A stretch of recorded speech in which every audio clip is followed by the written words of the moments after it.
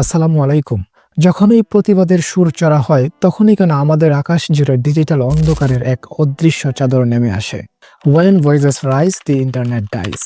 একটি স্মার্টফোন নিয়ে আপনি ভাবছেন পুরো পৃথিবী এখন আপনার হাতের মুঠোয়, এমন একটা অবস্থা। অথচ আপনার প্রতিটি ক্লিকেই নিঃশব্দে নথিভুক্ত হচ্ছে আপনার স্বাধীনতার সীমাবদ্ধতা। You feel free but you are being controlled. আপনি ইন্টারনেটে যা দেখছেন তা আপনার ইচ্ছা নয়, বরং আপনাকে যা দেখানো হচ্ছে সেটাই আপনার গন্তব্য। আজ কোনো পক্ষ নয়, কোনো দল নয়, হবে শুধু সিস্টেমের ব্যবচ্ছেদ। Welcome to the matrix of digital power. রাজনীতির এই দাবার গুটি কি আপনি, নাকি আপনার হাতের ওই মোবাইল ফোনটি? আজ পর্দা ফাঁস হবে সেই সত্যের যা আপনি প্রতিদিন দেখছেন কিন্তু বুঝতে পারছেন না। Truth is bitter but facts are real. চায়ের দোকানের আড্ডা কমছে আর ইন্টারনেটে আপনার প্রোফাইল নিয়ে নিলাম বাড়ছে। Every click has a price. আপনার পছন্দ, আপনার ঘৃণা, এমনকি আপনার গোপনে দেখা কোনো ভিডিও, সবই আজ বড় বড় কোম্পানির সার্ভারে। Privacy is a myth, data is a main business right now. এই ডেটাগুলো কেনা হয় আপনার মনস্তত্ত্ব বদলানোর জন্য। আপনার রাগ অভিমানকে পুঁজি করে তৈরি হয় রাজনীতির agenda. They don't need your permission, they only need your data. আপনি ভাবছেন আপনি স্রেফ একটা লাইক দিচ্ছেন, কমেন্ট করছেন। আসলে আপনি আপনার অজান্তেই আপনার স্বাধীনতার চাবিকাঠি অন্য কারো হাতে তুলে দিচ্ছেন। ফেসবুক, ইউটিউব, টিকটক, ইনস্টাগ্রামে আপনারা যা দেখছেন সেটাই কি আপনার আসল রুচি, নাকি আপনাকে কোনো এক গণ্ডির ভেতরে আটকে রাখা হচ্ছে? অ্যালগোরিদম ইজ এ নিউ ল। এটা আপনাকে কেবল সেইটা দেখায় যা আপনি বিশ্বাস করতে চান। এর ফলে সমাজ আজ বিভক্ত, ভাইয়ে ভাইয়ে আজ সংঘাত। কারণ ডিভিশন ইজ প্রফিটেবল। একটা উদাহরণ দিই। ধরুন আপনার এলাকায় দুই পরিবারের মধ্যে একটা তুচ্ছ ঘটনা নিয়ে ঝগড়া লাগলো। এখন আপনার আশেপাশের কিছু মানুষ বা প্রতিবেশী মিলে সত্য গোপন করে সাজানো কথাবার্তা বলা শুরু করলো, আর ওইদিকে একটা পরিবার একা বসে শুধু সত্যটা বলতেছে। কিন্তু অ্যালগোরিদম এখানে কি করবে? আপনার নিউজ ফিডে কেবল ওই আশেপাশের ও প্রতিবেশীদের চিৎকার আর সাজানো অভিযোগগুলাই বারবার এনে দিবে, যেহেতু ওদের সাজানো কথাগুলাই বেশি ছড়াচ্ছে। আর আপনি ভাববেন সবাই যেহেতু একই কথা বলছে, তাহলে বোধহয় ওরাই ঠিক। তাই আপনি নিজের অজান্তেই ওই সত্য বলা পরিবারটাকে ঘৃণা করতে শুরু করবেন। আসলে কিন্তু সত্যটা ওই একা পরিবারটির কাছেই ছিল, কিন্তু অ্যালগোরিদম আপনাকে সেই সত্যের কাছে পৌঁছাতেই দেয়নি। আপনি যখন অন্য পক্ষের যুক্তি শোনেন না বা শুনতে পান না, তখন আপনি কেবল একটা মগজ ধুলাই করার রোবট ছাড়া কিছুই নন।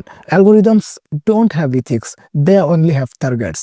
আর সেই টার্গেট হলো আপনার ভোট আর আপনার সমর্থন। কিবোর্ডের আড়ালে হাজার হাজার রোবট গোপনে কাজ করছে, আর আপনি ভাবছেন এটাই বুঝি জনতার স্রোত।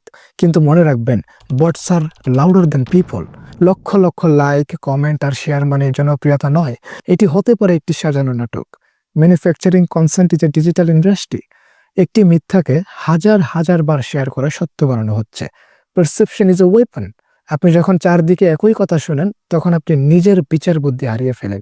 Don't believe the hype, believe the logic. তত্ত্ব আটকে দেওয়া মানে মানুষের চিন্তা করার ক্ষমতাকে কেড়ে নেওয়া। Silence is the ultimate control. এক জায়গার অনিয়ম যেন অন্য জায়গার মানুষ জানতে না পারে, সেই জন্য এই ডিজিটাল দেয়াল। Blackout is the death of accountability. সারা বিশ্বে এখন ক্ষমতার চাবিকাঠি হচ্ছে এই kill switch. Control the network, control the narrative.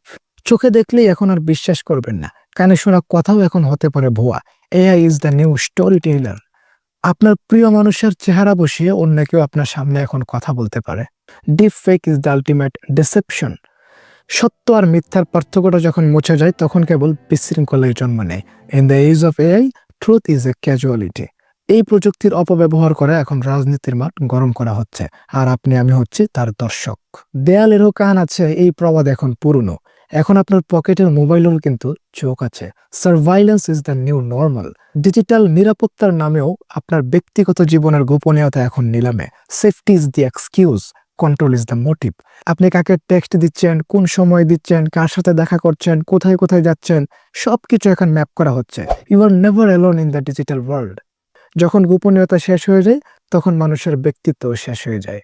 রাজনীতি চলবে তার মতো, কিন্তু আপনি কি অন্যের পুতুল হয়ে থাকবেন? Stop being a puppet. এখন প্রশ্ন হলো, এই ডিজিটাল জাল থেকে বাঁচার উপায় কি? কিভাবে আপনার স্বাধীনতা ফিরে পাবেন? আমি এই 5টি পয়েন্টের সম্ভাব্য সমাধান দিচ্ছি। Number 1, data minimisation. ইন্টারনেটের সবখানে আপনার ব্যক্তিগত তথ্য দেবেন না। মনে রাখবেন, আপনার দেয়া তথ্যই আপনার বিরুদ্ধে অস্ত্র হিসেবে ব্যবহার করা হয়।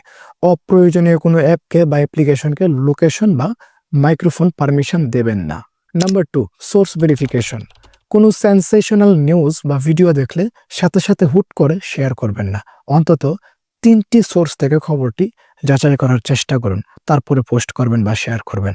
মনে রাখতে হবে, don't believe the hype, believe the logic. Number 3, forcing the algorithm. Algorithm আপনাকে যা দেখাচ্ছে আপনি শুধু তা দেখবেন না, মাঝে মধ্যে সার্চ করে পছন্দের বাইরের ভিন্নধর্মী তথ্য পড়ুন। এতে অ্যালগোরিদম আপনাকে একপাক্ষিক ফিল্টার বা বলে আটকে রাখতে পারবে না। নাম্বার 4, ডিজিটাল ডিটক্স ও এনক্রিপশন। মাঝে মধ্যে ইন্টারনেট থেকে একটু দূরে থাকুন আর ব্যক্তিগত যোগাযোগের জন্য এনক্রিপ্টেড অ্যাপ ব্যবহার করুন। আপনার গোপনীয়তা আপনার আমানত। Number 5, be a maker, not just a user. প্রযুক্তিকে যখন দমনের অস্ত্র বানানো হয় তখন আপনাকে হতে হবে প্রযুক্তির শিক্ষক। Knowledge is your only shield. সিস্টেমকে জানুন, ইন্টারনেটের কারিগরি বিদ্যা রপ্ত করুন। Master the machine before it masters you. সবসময় কেবল অন্যের কন্টেন্ট গিলবেন না, নিজের মতামত এবং সিস্টেম তৈরি করার ক্ষমতা অর্জন করুন। নিজেকে দক্ষ করুন, ব্রেনকে প্রোগ্রামড হতে দেবেন না, বরং নিজেই প্রোগ্রামিং শিখুন। Skill up to level up. ইনশাআল্লাহ দেখা হবে অন্য কোনো ভিডিওতে। Stay smart, stay safe.